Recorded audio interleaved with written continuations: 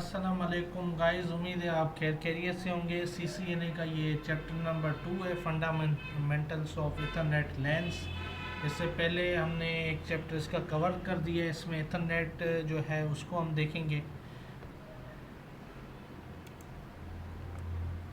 Objective इसके हैं कि लैन का हम ओवरव्यू देखेंगे, physical Ethernet lens with UTP और विथ फाइबर्स ये देखेंगे, सेंडिंग प्रोसेस देखेंगे इथरनेट नेटवर्क्स में क्या क्या है। पहली पिक्चर इसकी सोहो लैन यानी स्मॉल ऑफिस, होम ऑफिस। ये टिपिकली आपके घर में भी पाया जाता है। अगर आपने घर पे कोई राउटर वगैरह लगाया हुआ है किसी भी कंपनी का, तो उसके नीचे स्विच लगा के आप अपने उससे PC भी कनेक्ट कर सकते हो, उससे आप प्रिंटर वगैरह भी कनेक्ट कर सकते हो। तो ये एक स्मॉल डिज़ाइन है जो कि आपके अक्सर घरों में लगा होता है। आपने साइबर नेट या किसी भी PT सेल से एक राउटर लगाया हुआ है, उस राउटर से आपने एक स्विच लगाया हुआ, उस स्विच से हमने 30 PC को कनेक्ट किया हुआ है, एक प्रिंटर को कनेक्ट किया। तो इस लैन को हम कहेंगे small office, home office. Simple इसी में ही लैन में हम जो है वायरलेस फ्लेवर भी ऐड कर सकते हैं, जैसे कि हमने पोर्ट 1 और 2 पे प्रिंटर और PC लगाया हुआ है। इसके साथ आप कोई भी एक्सेस पॉइंट या एक्सेस राउटर वगैरह लगा सकते हो, जिससे आप टैबलेट वगैरह या लैपटॉप वगैरह या फ़ोन वगैरह कनेक्ट कर सकते हो। अगर हम इंटरप्राइज की किसी भी ऑर्गेनाइजेशन की बिल्डिंग का सेटअप देखें, तो उस बिल्डिंग में दरअसल क्या होता है कि दो टाइप्स के कनेक्शन होते हैं PC के ऊपर। या तो आपको लैन की केबल मिलेगी जो आप डेस्कटॉप और लैपटॉप में लगाओगे, या उसमें छत में या कहीं उधर एक एक्सेस पॉइंट या राउटर लगा होगा, जिससे लैपटॉप या आप मोबाइल वगैरह कनेक्ट कर सकते हो। ये दोनों आपके किसी न किसी सूरत में एक स्विच के साथ कनेक्ट होंगे हर फ्लोर के, और हर फ्लोर का स्विच एक सेंट्रल स्विच के साथ कनेक्ट होगा, जिसको हम डिस्ट्रीब्यूशन स्विच कहते हैं। और कई जगह पर ये क्योंकि एक लगा होता है तो इसको कोर स्विच भी हम कह सकते हैं। सिस्को में 3 लेयर्स के स्विचेस होते हैं। एक आपके एक्सेस लेयर होते हैं जो कि एक्सेस डिवाइसेस को कनेक्शन दे रहे होते हैं, और दूसरा होता है डिस्ट्रीब्यूशन जो कि एक्सेस स्विचेस को कनेक्ट कर रहा होता है, और तीसरा होता है कोर स्विच जो आपका वैन सेगमेंट के ऊपर काम कर रहा होता है और वैन कनेक्शन को जो है देख रहा होता है। तो इसमें 3 स्विचेस हैं, वो आपके एक स्विच के ऊपर आ रहे हैं, और ये स्विच आपका राउटर पे लगा हुआ है इंटरनेट के ऊपर, और इंटरनेट राउटर पे आपकी कॉन्फ़िगरेशन है बाहर जाने की। तो ये इस सारी कनेक्शन में बेसिकली आपके सारी एक बिल्डिंग को इंटरनेट की सहूलत मिल सकती है। अगर इथरनेट टाइप्स की हम बात करें, तो इथरनेट टाइप्स में डिफरेंट टाइप्स कैटेगरीज हैं, जिसमें 10 MB है जिसको हम इथरनेट कॉमन नाम उसका देते हैं। IEEE स्टैंडर्ड से कहा जाए तो इसको 10/T कहा जाता है। और जैसे मैंने आपको कहा था कि IEEE इथरनेट के स्टैंडर्ड सेट करता है, तो इसको इथरनेट को 802.3 के नाम से जाना जाता है, जो कि कॉपर केबल होती है और 100 मीटर तक इसकी लेंथ होती है, यानी 100 मीटर के बाद डेटा लॉस होता है। उसके बाद 100 MB का कनेक्शन होता है जिसको हम फास्ट इथरनेट कहते हैं, और 100/T इसका नाम है, स्टैंडर्ड नेम, और इसको 3U के नाम से कहा जाता है। और सिमिलरली ये भी 100 मीटर और कॉपर केबल को सपोर्ट कर रहा होता है। उसके बाद आती है हमारे पास 100 गिग यानी 1000 MB, जिसको हम गिग कनेक्शन कहते हैं, गिग इथरनेट करते हैं। और IEEE स्टैंडर्ड में ये 100/LX होता है, और 3G इसको कहते हैं, और ये फाइबर की केबल होती है जो कि 5000 मीटर तक सपोर्ट कर रही होती है। इथरनेट में भी सिमिलरली यही होती है, और इसको AB कहा जाता है, गिग उसको, और ये 100 मीटर को सपोर्ट कर रही होती है। और जबकि ये 10 गिग वाली जो पोर्ट होती है उसको 3AN होती है, और ये भी कॉपर होती है, और ये भी 100 गिग को सपोर्ट कर रही होती है। इथरनेट की डेटा की हम अगर बात करें, तो इसमें आपके PC से लेकर एंड टाइप पे जो भी कनेक्शन हो रहा होता है वो बेसिकली लिंक के ऊपर हो रहा होता है। अब आपके PC का जो कार्ड है वो 10 MB का सिलेक्ट है, तो जो ट्रांसफ़र रेट होगा वो 10 MB का होगा, भले आपके 1 गिग के कार्ड या 10 गिग के कार्ड लगे हुए हैं। अगर आपका डेटा यहाँ से जा रहा है और रिसीव हो रहा है, तो वो 10 MB की स्पीड को सपोर्ट करेगा, वो 100 MB को नहीं करेगा, ड्यू टू लैक ऑफ आपके जो निक कार्ड की स्पीड की वजह से।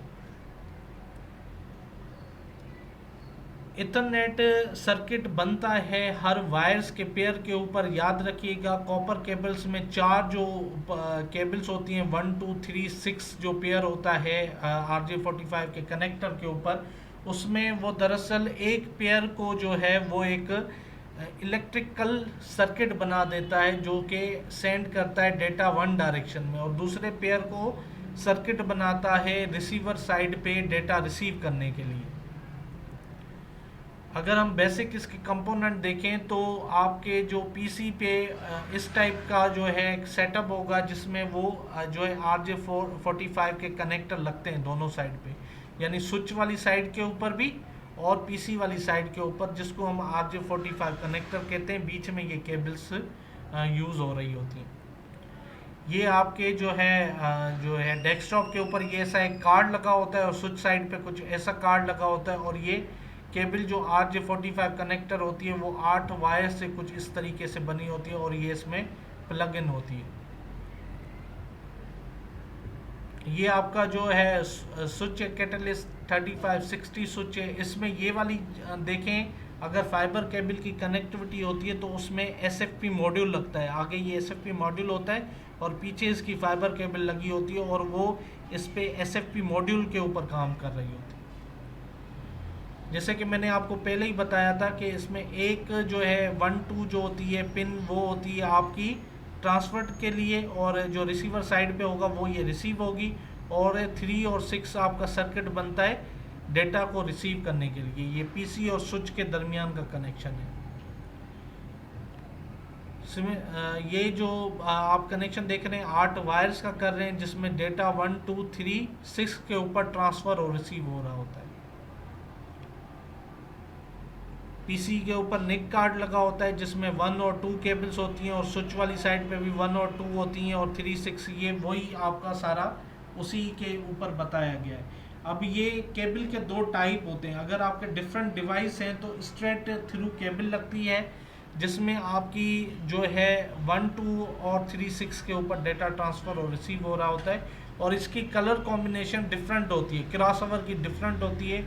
3 तरीके के जो केबल्स के जो है वो बनती हैं। एक आपकी स्ट्रेट थ्रू होती है, एक क्रॉसओवर होती है, और एक रोल ओवर जिसको हम सीरियल केबल भी कहते हैं। स्ट्रेट थ्रू याद रखिएगा डिफरेंट डिवाइस की कम्युनिकेशन के लिए यूज़ होती है, जैसे PC टू स्विच और जो है PC टू हब, और इसी तरीके से जो क्रॉसओवर केबल होती है वो सेम डिवाइसेस के ऊपर यूज़ होती है, जैसे स्विच टू स्विच।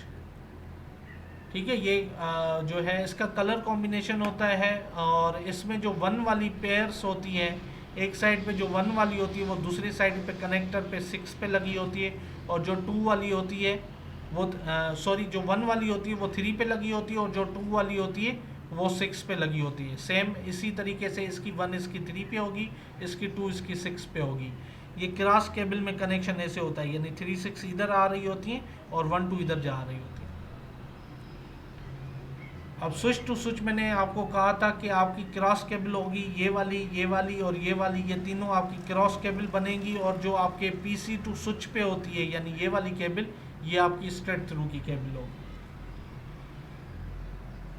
ये वही दिया गया है कि जो है 4 पेयर्स होते हैं इसमें, 1 2 3 4 5 6, और इसमें जो 4 जो होती हैं 1 2 3 6 वो आपकी डेटा के लिए होती हैं, बाकी रिमेनिंग आपके पावर के लिए यूज़ होती हैं, जिसको हम PoE पोर्ट्स यानी वायर्स कहते हैं, जिसमें आप एक्सेस पॉइंट कैमरा या कोई ऐसा डिवाइस जो PoE हो, IP फ़ोन्स वगैरह, उसको स्विच अपने हिसाब से पावर दे रहा होता है। अगर हम फाइबर केबल की बात करते हैं तो फाइबर केबल में ये गिलास होता है, जो आप केबल उसको अगर आप छीलेंगे तो ये लास्ट में एक वायर निकलेगी जो कि गिलास टाइप की होती है। इसको कोर कहते हैं। ऊपर वाले को उसके जो शेल होता है उसको क्लेडिंग कहते हैं, फिर उसके ऊपर जो शेल होता है उसको बफर कहते हैं, और लास्ट वाला जो शेयर होता है उसको आउटर जेट के नाम से बोला जाता है।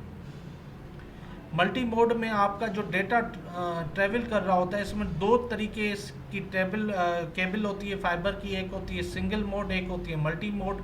मल्टी मोड में आपका जो डेटा जा रहा होता है वो ऐसे रिफ्लेक्शन के उस पर जाता है, और इसका कोर बड़ा होता है सिंगल मोड केबल के ऊपर।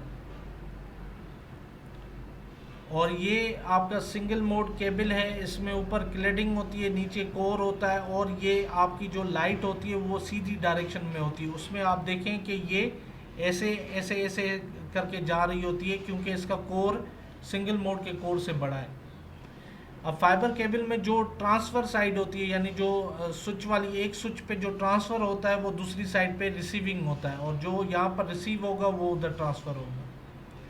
अब ये कैटेगरीज हैं तकरीबन जो है फाइबर्स केबल्स की 10 गिग की। इसमें आपकी मल्टी मोड की ये है जो इसका मैक्सिमम डिस्टेंस होता है 400 मीटर, 300 मीटर, और ये सिंगल मोड है जो कि 10 किलोमीटर और 30 किलोमीटर तक जा रही होती है। हर केबल की एक अपनी जो है स्टैंडर्ड सेट होता है, आप डिस्टेंस के हिसाब से वो वाली केबल लेंगे, सिंगल मोड हो या मल्टी मोड, और उसी हिसाब से एसएफपी मॉड्यूल लेंगे। अगर आपने ये वाली सिंगल मोड केबल डलवाई है जो कि 10 किलोमीटर को सपोर्ट करती है, तो आपके पास एसएफपी मॉड्यूल जो होना चाहिए वो 10 गिग बेस एलआर होना चाहिए। ये जो है अगर हम केबल को कंपेयर करें UTP, multi mode, single mode को, तो ये इसकी कॉस्ट है, इसमें यूटीपी लो होता है, ये मीडियम, और मीडियम इसकी कॉस्ट होती है, यानी ये इससे थोड़ी महंगी होती है।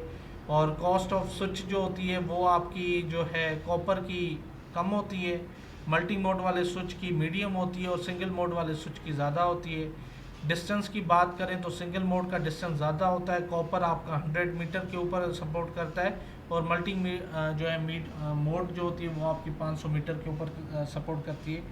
इंटरफेरेंस की अगर हम बात करें तो कॉपर केबल में थोड़ी जो होती है वो होती है, फाइबर के ऊपर नहीं होती। कॉपर केबल जैसे आपका कोई इलेक्ट्रिक की वायर जा रही है साथ, या कोई दूसरी चीज़ें जा रही हैं, तो वो उसके केबल को इंटरफेरेंस करेगी, जबकि मल्टी मोड और सिंगल मोड में ये चांसेस बहुत कम होते हैं। और रिस्क जो होता है इसमें यूटीपी केबल में कम होता है, यानी थोड़ा होता है, और उनमें बिल्कुल नहीं होता। इथरनेट फ्रेम की बात करें तो इसमें ये इसका इथरनेट का हेडर है, जिसमें ये वाला वाइट वाला है जो कि आपका MTU डेटा साइज़ होता है। ये 64 से 1500 तक MTU इसका होता है। इससे ऊपर जो डेटा होता है वो आपका दूसरे उसमें फ्रेम में आ जाएगा, इस फ्रेम में नहीं आएगा, क्योंकि इसकी जो लेंथ है वो मैक्सिमम 1500 तक की होती है। इसमें डेस्टिनेशन और इसके 6 बाइट के होते हैं। ऐसी ये जो होता है ये आपका एरर चेकिंग के लिए यूज़ होता है। टाइप आपका ये बताता है कि ये IPv4 का पैकेट है या 6 का है। ये आपका जो SFD होता है वो यानी ये बताता है कि अब डेटा इसका स्टार्ट हो रहा है, यानी जैसे ये डेटा जा रहा होता है तो SFD जो होता है वो दरअसल ये बता रहा होता है कि अब डेटा आपका अब से स्टार्ट होगा। ये हम अगर हेडर की बात करें तो ये जो 7 बिट्स होते हैं ये सिंक्रोनाइजेशन के होते हैं, और ये जो है बताता है कि आपका डेस्टिनेशन मैक एड्रेस की फील्ड अभी बिगिन हो रही है, यानी ये रिसीवर साइड को ये दरअसल बताता है कि अभी आपकी डेस्टिनेशन मैक एड्रेस की फील्ड आ रही है। और ये 1 बाइट का होता है जिसको स्टार्ट फ्रेम डिलिमिटर SFD के नाम से जाना जाता है। 6 बाइट के ये सोर्स और मैक एड्रेस बताते हैं।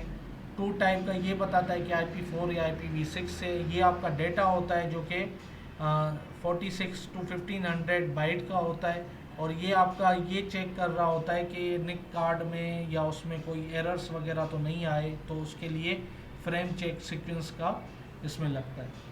स्ट्रक्चर की बात करें तो यूनिकास्ट में हमारे पास इसके 2 टाइप्स के होते हैं। एक होता है OUI जिसको ऑर्गेनाइजेशन यूनिक आइडेंटिफायर कहते हैं मैक एड्रेस के ऊपर, और ये 24 बिट्स जो होती हैं ये आपको ये बता रही होती हैं कि ये किस ब्रांड का PC या निक कार्ड है। अगला उसका अपना जो है बाकी जो 24 बिट्स के होते हैं वो उसकी अपनी आइडेंटिफिकेशन होती है, यानी ये वाले आपको ये बताएंगे कि ये इंटेल है, IBM है या TP-Link है, कौन सा डिवाइस लगा हुआ है, ये उसकी ये आइडेंटिफिकेशन करेंगे। और ये उसका जो होगा ये यूनिक नंबर होगा कार्ड का, जैसे आपका CNSE नंबर होता है ऐसे ही इसका ये वाला कार्ड का नंबर होता है। ये उसकी डिस्क्रिप्शन है मैक एड्रेस की कि ये इसको मीडिया एक्सेस कंट्रोल के नाम से जाना जाता है, शॉर्ट फॉर्म इसको मैक एड्रेस कहते हैं, निक कार्ड इसको कहते हैं, इथरनेट कहते हैं, ये डिफरेंट टाइप्स के इसके नाम से। और जैसे मैंने आपको पहले बताया था यूनिकास्ट, ब्रॉडकास्ट और मल्टीकास्ट का डिफरेंस क्या है, तो वो हम इसमें टच नहीं करेंगे। इथरनेट की जो फील्ड होती है वो ये IPv4 होती है और इसकी टाइप 8। अगर आप इसका स्निफ करेंगे पैकेट वगैरह, यानी किसी सॉफ्टवेयर के थ्रू अगर पैकेट आप इसका कैप्चर करेंगे, अगर उसमें 0800 टाइप आती है तो वो आपका IPv4 है। अगर उसकी जो टाइप X जो है 86DD आती है तो वो IPv6 है। ये आपका जो है एग्जाम्पल दिया गया है कि एक पीसी से डेटा आपका जा रहा हो है तो वो किस तरीके से जाएगा। इस पीसी को यहाँ पर टच करेगा, ये 10/T है तो ये फुल डुप्लेक्स है। स्विच जो होता है वो फुल डुप्लेक्स के ऊपर काम करता है, जबकि हब होता है वो हाफ डुप्लेक्स के ऊपर काम कर रहा होता है। तो ये डेटा फ्लो हमें बता रहे हैं कि ये यहाँ पर ये वाली केबल लगी हुई है, यहाँ पर ये वाली केबल लगी हुई है, तो इसकी जो डेटा की ट्रांसमिशन होगी वो 10 MB से ऊपर नहीं जाएगी। अच्छा, हब वाले उसमें डिवाइस में डेटा कोलाइड होने के चांसेस ज़्यादा होते हैं क्योंकि ये सिंगल कोलिजन डोमेन में होता है, यानी इसका रास्ता एक ही होता है डेटा भेजने का। अब जैसे ही ये डेटा इस साइड पे आएगा तो इसके चांसेस ऑफ कोलाइड के ज़्यादा होते हैं और उस पर ये डेटा जो है आपका ज़ाया हो जाने का ख़तरा होता है। जबकि स्विच वाली साइड पे उसकी हर पोर्ट एक सिंगल कोलिजन में होती है, यानी उसका सेपरेट रास्ता बना होता है। ऐसे ही सिंपल, यानी हब की हम मिसाल लें तो जैसे ट्रैफिक सिग्नल के 4 रास्ते होते हैं और उन 4 रास्तों में चांसेस होते हैं एक्सीडेंट के ज़्यादा, जबकि स्विच वाली साइड पे वो सेपरेट रास्ते होते हैं, यानी वो इनकमिंग का अलग रास्ता होगा, आउटगोइंग का अलग रास्ता होगा, हर उसके पोर्ट का सेपरेट जो है कनेक्शन होगा ताकि वो डेटा के चांसेस कम हो सकें कोलिजन के। हब जो होता है आपका हाफ डुप्लेक्स के ऊपर काम कर रहा होता है, जबकि जो स्विच है वो आपका फुल डुप्लेक्स के ऊपर काम कर रहा होता है। और नॉर्मली जो चांसेस होते हैं इसमें कोलिजन के ज़्यादा होते हैं, तो जो हाईली रिकमेंड किया जाता है कि आप अपनी ऑर्गेनाइजेशन में हब वगैरह का इस्तेमाल ना करें, आप एक मैनेजेबल स्विच ही लगाएं ताकि आपके जो डेटा की जो रिलायबिलिटी है वो बरकरार रहे। तो इसी उससे ये चैप्टर ख़त्म हो जाता है लैन सेगमेंट्स के ऊपर। उम्मीद है आपको पसंद आया होगा। चैनल को लाइक सब्सक्राइब करना ना भूलिएगा और ज़्यादा से ज़्यादा शेयर करें। इंशाल्लाह मैं मज़ीद और वीडियोस चैप्टर टू चैप्टर दोनों ट्रैक की डालता जाऊंगा। तो इंशाल्लाह मिलते हैं अगली वीडियो में। अपना बहुत सारा ख्याल रखिएगा, दुआओं में याद। अल्लाह हाफ़िज़।